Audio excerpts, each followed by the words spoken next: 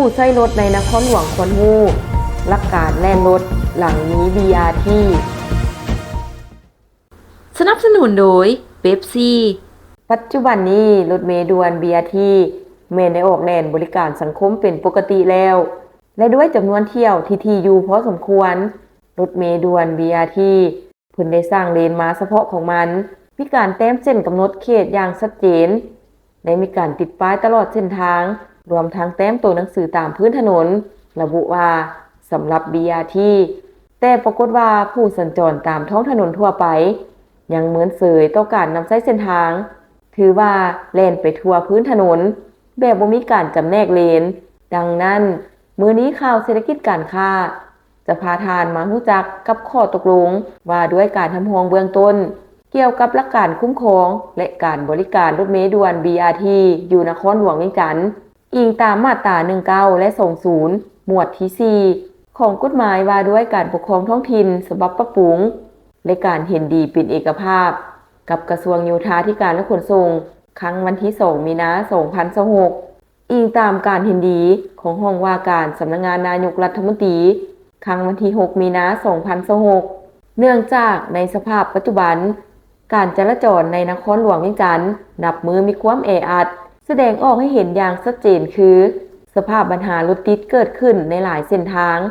ระยะเวลารถติดที่แก้ยาวขึ้นซึ่งสาเหตุต้นตอเกิดจากการเพิ่มขึ้นของยานพาหนะขนส่งมีจำนวนนับมือหลายขึ้นการจอดรถช้าซ้ายการขาดวินัยต่อระเบียบจราจรและการนำใช้รถส่วนตัวหลายขึ้นถ้าหากพวกเฮาบ่ริเริ่มการปรับเปลี่ยนพฤติกรรมการสัญจรการใช้รถใช้ถนนหลวงคือดังกล่าวเริ่มแต่เวลานี้พวกเฮาจะบ่สามารถหลีกเลี่ยงได้ทั้งจะต้องเผชิญหน้าปัญหาความแออัดอันหนักหน่วงในอนาคตคือกันกับที่บรรดาตัวเมืองใหญ่ของหลายๆประเทศทั่วโลกพวมประสบอยู่ดังนั้น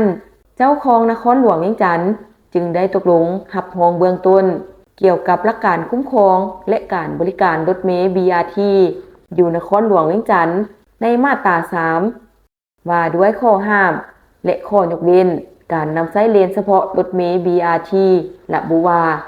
ในช่วงเวลารถเมล์ด่วน BRT ให้บริการห้ามผู้ขับขี่ยานพาหนะประเภทอื่นๆขับขี่เข้าในเลนเฉพาะของรถเมล์ด่วน BRT ผู้ที่ละเมิดจะถูกตักเตือนและปรับหมายตามระเบียบการข้อยกเว้นสำหรับยานพาหนะที่สามารถเข้าแล่นหรือนำใช้เลนเฉพาะรถเมล์ BRT ประกอบมีรถฉุกเฉินทุกหมอรถกู้ภัยรถดับเพลิงและรถขบวนทางราชการที่มีรถตำรวจจราจรนำทางและรถขบวนทางการอื่นๆที่ได้ถูกทำห้องอย่างเป็นทางการขององค์การปกครองนครหลวงเวียงจันทน์ได้ทำห้องเป็นแต่ละกรณีเฉพาะในระยะเวลาที่แน่นอน